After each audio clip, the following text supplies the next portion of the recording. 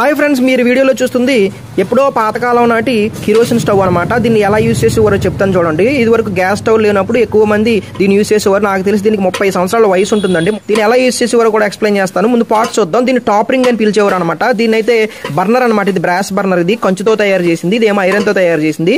ఈ లెగ్స్ కూడా మనకి ఐరన్ తో తయారు చేసినవండి. కానీ కిరోసిన్ ట్యాంక్ మాత్రం కంప్లీట్ గా బ్రాస్ మెటీరియల్ అంటే కంచుతో తయారు చేసింది అనమాట. దీని మీద ఒరిజినల్ అని పేరు కూడా కనపడుతుంది చూడండి. ముందుగా ఏం చేసేవారంటే ఈ క్యాప్ ను ఓపెన్ చేసి లోపల కిరోసిన్ అయితే వేసేవారు అనమాట. మ్యాజిక్ ఏంటంటే దీంట్లో ఇంకా కొంచెం కిరోసిన్ అయితే ఉందన్నమాట.